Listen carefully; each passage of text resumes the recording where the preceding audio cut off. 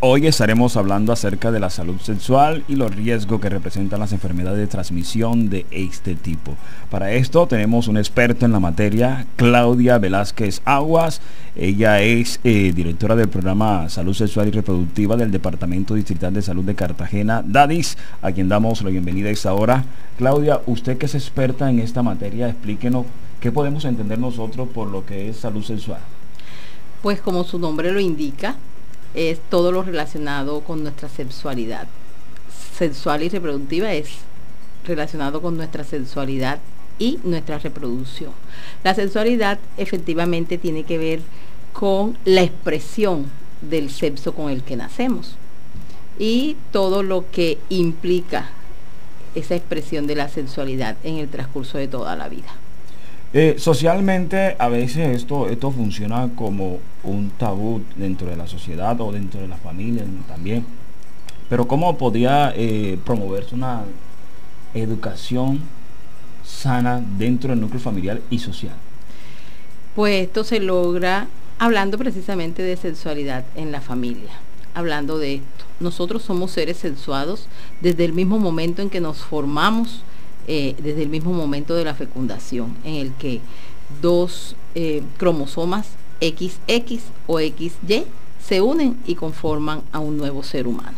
Entonces, en ese momento, desde ese momento, tenemos un sexo fisiológico, por así decirlo, y que en el transcurso después de nuestra vida, desde que nacemos y dependiendo del ambiente y del entorno en el que nos críen, y la educación que nos brinden, el apoyo que nos brinde ese entorno desde los padres, los docentes y la misma comunidad, pues vamos conformando precisamente nuestro concepto personal de sexualidad o nuestra expresión personal de sexualidad. Claudia, ¿por qué es importante brindar claridad, sobre todo a adolescentes y jóvenes y también adultos, porque a veces son personas adultas y carecen de conocimiento en lo que tiene que ver con esta situación, este tema que estamos tratando hoy, salud sexual?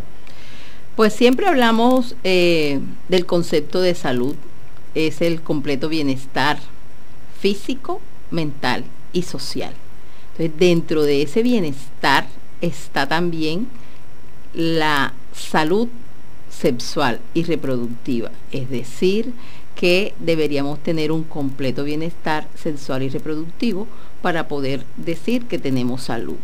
Y sobre todo que todo lo relacionado con la sexualidad y la reproducción marca mucho el desempeño o el transcurrir de nuestras vidas, toda la vida. Las decisiones que tú tomes con respecto a tu sexualidad te marcan. Si decides tener relaciones sexuales inseguras, no protegidas, estás corriendo el riesgo de adquirir una infección de transmisión sexual que no se cure, como por ejemplo el VIH. Pero cuando inicias relaciones sexuales o tomas la decisión de iniciar relaciones sexuales por primera vez y no tienes la información completa para comprender los riesgos que esto implica y lo que se puede derivar de allí, efectivamente eso marcará el resto de tu vida. ¿Por qué se habla, por ejemplo, de reducción del embarazo en adolescentes? Porque estadísticamente está comprobado que el embarazo en adolescentes perpetúa el ciclo de pobreza. Si tú eres un adolescente que todavía no tienes un oficio, que no tienes una profesión, que no tienes unos estudios que te permita adquirir un buen trabajo, e incluso para muchas personas que son profesionales y tienen maestrías y posgrados, muchas veces les es difícil conseguir un buen trabajo. Puedes imaginarte aquellas personas que efectivamente no han terminado siquiera sus estudios de bachiller. Entonces, muchas veces el adolescente se rebeldiza porque él es dueño de su cuerpo. Sí, es cierto. Es dueño de su cuerpo y puede iniciar relaciones sexuales cuando bien lo desee, pero debe medir las consecuencias de esa decisión que está tomando en ese momento. El que se embaraza en la adolescencia no es solamente la mujer, ella no se embaraza sola, también se embaraza, por así decirlo, el adolescente hombre, y muchas veces este tiene que abandonar los estudios para ponerse a trabajar en lo que pueda, sin conocimientos de nada, o muy pocos conocimientos, para poder ayudar a que ese hijo sobreviva. Sí, usted tiene toda la razón, porque aparte de que obviamente la salud también se ve afectada, creo que el desarrollo personal, porque Así son es. etapas donde está formándose la personalidad y también el carácter de la persona. Eso hace parte de la salud social y mental. Estás escuchando Faro Caribe. Entrevistas con John Navarro Casiani. Claudia, hablemos ahora de los peligros que representan las enfermedades de transmisión sexual. Bueno, ¿cuál es el peligro de que tú te infectes? Que efectivamente toda infección afecta a un órgano y puedes tener posteriormente problemas de infertilidad, pero también hay infecciones de transmisión sexual que tú adquieres a través de las relaciones sexuales, pero que afectan todo tu organismo. Por ejemplo, el VIH afecta las defensas del organismo y al afectar las defensas quedas expuesto a cualquier cosa, a infecciones e incluso a sufrir algunos cánceres. Si te infectas de hepatitis B o de hepatitis C, el órgano principalmente afectado allí efectivamente es el hígado, que es importantísimo para muchas de nuestras funciones, entre ellas para todos los productos de la coagulación y eso. Si te infectas, por ejemplo, de sífilis, esto va minando tu sistema inmunológico y te va produciendo daño a otros niveles. Incluso cuando la sífilis no se trata, muchos años después puedes tener una sífilis que afecta a tu sistema nervioso central y vas a tener deficiencias a nivel del sistema nervioso, que tengas deficiencias o por ejemplo, para moverte, para hablar, como si hubiera sufrido un accidente cerebrovascular, por ejemplo. Pero también puedes infectarte de chancro, de linfogranuloma y de otras que afectan directamente, más que todo, el aparato reproductor y te puede impedir posteriormente embarazar, en el caso de los hombres, o embarazarte en el caso de las mujeres por afectación de su sistema reproductivo. Aquí lo importante no es la afectación que la infección produce en el organismo.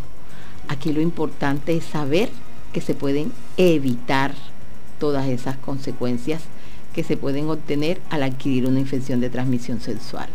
Entonces, la mejor forma o lo que efectivamente puede evitar que tú te infectes de una infección de transmisión sexual es la abstinencia, no tener relaciones sexuales. Sin embargo, nosotros somos conscientes que no somos seres absténicos, por así decirlo, porque la sexualidad y las relaciones sexuales son necesarias en nuestro desarrollo físico, mental y social. Entonces, la abstinencia no sería el método más adecuado, pero sí se pueden tener relaciones sexuales seguras, por ejemplo, con el uso adecuado y correcto del condón durante todas las relaciones sexuales. Claudia, usted me mencionó algunas de las enfermedades. Me gustaría que usted resalte las más comunes que se presentan en la actualidad. Bueno, fíjate, nosotros como DADIS, como Departamento Administrativo Distrital de Salud, tenemos una sección de salud pública que se llama Vigilancia Epidemiológica, en la que se vigilan algunos eventos de interés nacional, eventos de interés en salud pública nacional. Entonces allí está, de infecciones de transmisión sexual, se vigilan el VIH, la hepatitis B y C, la sífilis gestacional y congénita. Esas nada más. No queriendo decir que las otras no se produzcan, pero por ejemplo la gonorrea es una de las más comunes, pero no está el sistema de salud obligado a informar cada vez que tiene o atiende una infección de este tipo, no está obligado a notificarlo al sistema de vigilancia. Entonces nosotros te podemos hablar de cifras de VIH, de hepatitis B, de hepatitis C, de sífilis gestacional y congénita, pero no de las otras infecciones de transmisión sexual. Estadísticamente no te podemos hablar, porque habría que ponerse específicamente a hacer un estudio de los registros de consultas, por así decirlo, para buscar específicamente ese tipo de infecciones. Pero sí sabemos que además de estas que te mencioné, a las que sí les estamos haciendo vigilancia epidemiológica, la gonorrea es una de las más comunes. Y generalmente el paciente acude al médico, da sus síntomas, algunos médicos envían tratamiento inmediatamente, otros le mandan un frotis de secreción vaginal o uretral para hacer el diagnóstico con un examen paraclínico y se le inicia tratamiento. Entonces esas son como las más comunes. Sin embargo, aunque nosotros no le estamos haciendo seguimiento a la sífilis en población en general, porque te hablaba de sífilis gestacional, es decir, la sífilis en la mujer embarazada, y la sífilis congénita es el seguimiento a ese recién nacido para ver si nació o no con sífilis después de que descubrimos de que su mamá tenía sífilis durante el embarazo, a la cual se le inicia tratamiento, y afortunadamente hemos disminuido los casos de sífilis congénita en la ciudad porque se ha mejorado el sistema de identificación de pacientes con sífilis en el embarazo, y más que todo se le ha podido realizar tratamiento a su compañero sentimental, porque es que identificábamos a las gestantes, les hacíamos tratamiento, pero sus parejas sexuales no se hacían el tratamiento y allí ellas se reinfectaban. ¿Cuáles son los síntomas que presenta una persona que ha adquirido el sífilis? Pues fíjate que la sífilis es una de las infecciones de transmisión sexual que menos síntomas da. Al inicio puede ser solo una leve molestia a nivel de los genitales o a nivel de la boca si es que se tuvo sexo oral, o a nivel del ano si es que se tuvo sexo anal.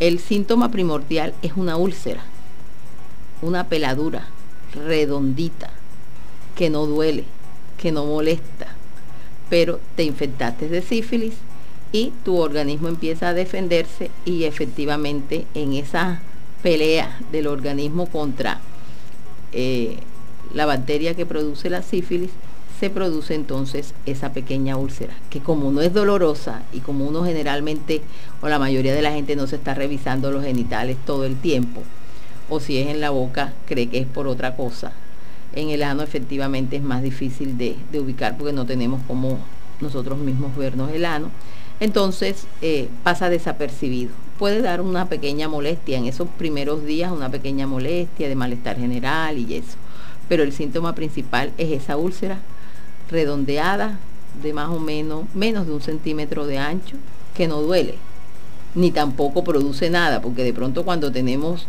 una lesión que tú la comprimes y bota alguna secreción, bota pus o algo, estás más alerta, pero esta no. El problema es que la bacteria se va multiplicando en la sangre y va produciendo daño a nivel de otros órganos. En el caso de la gestante, ella se la transmite a su hijo, y ese hijo puede nacer con varias malformaciones congénitas. La principal de ellas es la que llamamos tibia en forma de sable. Recordemos que la tibia es como el hueso grueso que tenemos entre la rodilla y el tobillo, y un sable es así como arqueado, como un cuchillo arqueado. Entonces más o menos la tibia adquiere esa forma o esa deformación secundaria precisamente a eso. Pero también eso mismo puede producir otro tipo de daños en otros órganos que pueden poner en riesgo la vida del recién nacido, e incluso se dan casos también de mujeres que abortan en el transcurso o presentan un aborto en el transcurso del embarazo secundario a la infección por sífilis que presentan ellas y que le han transmitido a su hijo. Claudia, hablemos ahora de otras de las enfermedades más comunes, pero que tampoco se sienten, van latente ahí hasta que se hacen evidente, que es el virus del papiloma humano. ¿Cómo podemos identificar este virus? El virus del papiloma es facilito de identificar cuando ya estamos infectados, precisamente por las verrugas que se produce. Pero te tengo una información muy importante. Desde hace algunos años, nuestro estado, el Ministerio de Salud, está vacunando a todas las mujeres entre 9 a 17 años para prevenir el virus del papiloma humano. Y desde el año pasado se inició la vacunación de hombres de 9 años, ¿Por qué? Porque son los hombres los que adquieren la infección y al tener relaciones con las mujeres se la transmite. El problema del virus del papiloma humano es que está asociado a la producción de cáncer de útero, a la producción de cáncer de pene. Es decir, que tiene más afectación en las mujeres. Tiene más afectación en las mujeres, pero también puede producir cáncer de pene, pero también puede producir cáncer de garganta y de alguna otra parte de la boca. ¿Por qué? Porque el virus del papiloma humano es un precursor para cáncer. Entonces, dependiendo de tus costumbres sexuales, si acostumbras tener sexo oral, sexo anal o sexo vaginal, allí se te puede transmitir la infección en cualquiera de esas mucosas. Entonces, casi no se percibe, pero, por ejemplo, en nosotras las mujeres cuando tenemos verrugas por dentro de la vagina, pues no se ven, pero algunas sí alcanzan a tener verrugas por fuera. Pero para identificar esas verrugas que están dentro de la vagina, para eso existe la citología cérvico-uterina, precisamente para hacer esa detención temprana del virus del papiloma cuando apurado está en sus primeras etapas, que todavía no se ha convertido en un cáncer. Estás en Faro Caribe. Entrevistas con John Navarro Cassiani. Hablemos ahora de una de las enfermedades de transmisión sexual que genera más pánico, que ya usted la hizo mención, y es el SIDA. Hablemos del SIDA. El VIH es una infección de transmisión sexual, como bien lo dijiste, de carácter viral, es decir, es un virus. Cuando hablamos de VIH no decimos los contagiados o me contagié, sino de los infectados o de las personas infectadas. ¿Por qué? Porque tú tienes gripa, yo estoy al lado tuyo, tienes una virosis, por estar simple y llanamente respirando el mismo aire en el que tú estás expulsando unas gotitas cada vez que hablas o cada vez que respiras, en las que puede ir el virus, yo que estoy al lado tuyo, sin querer las adquiero y mañana también tengo una virosis por gripa. Pero en el VIH se necesita un mecanismo específico de transmisión. Entonces por eso no hablamos de contagio, porque tú te contagias facilito uno con otro. Pero en VIH hablamos de personas infectadas e infección. ¿Por qué? Porque se necesita un mecanismo específico de transmisión. Sabemos que el VIH se puede transmitir a través de 3 mecanismos diferentes. Uno de ellos es la transmisión de la mujer embarazada a su hijo durante el embarazo, o durante el parto, o durante la lactancia materna. Otro mecanismo es las relaciones sexuales, que es el mecanismo de transmisión más conocido, relaciones sexuales inseguras, es decir, relaciones sexuales sin el uso del condón. Y el otro mecanismo de transmisión es el que ocurre accidentalmente porque te transfunden una sangre infectada o el funcionario de la salud que está haciendo un procedimiento y se puya, por ejemplo, con una aguja sucia de sangre de un paciente infectado con VIH. Esos son los 3 mecanismos. Entonces, mientras tú no trabajes en el sector salud o tengas cuidado al realizar tus procedimientos en el sector salud, no te vas a infectar. Si eres una madre gestante y tienes diagnóstico de VIH, o no, si eres gestante, tienes que hacerte durante el transcurso del embarazo 3 exámenes mínimos de VIH, primer, segundo y tercer trimestre. Y con eso disminuimos tremendamente la posibilidad de que una madre esté infectada estando embarazada. Y si ya tiene diagnóstico de VIH que se le hizo durante el embarazo o antes, se le hace un tratamiento durante el embarazo para que ella disminuya la cantidad de virus que tiene rotando en sangre y disminuimos con eso la posibilidad de que su hijo nazca con VIH. Es decir, hoy en día una mujer con VIH puede tener un hijo completamente sano. Hoy en día nadie debería morirse de VIH. Antes se morían, y estamos hablando que de VIH estamos hablando hace más o menos 45, 47 años. Pero la gente se moría antes porque no había tratamiento. Después había tratamiento, pero era difícil que las personas infectadas lo adquirieran. Hoy en día no. Nuestro sistema de salud ha avanzado tremendamente en eso y todas las personas que tienen VIH pueden adquirir su tratamiento a través de su afiliación al sistema de salud. Claudia, lastimosamente hemos llegado al final. Muchas gracias por aceptar nuestra invitación y compartir esta gran información y conocimiento que tiene con toda nuestra audiencia. Listo, no hay problema, pues yo encantada.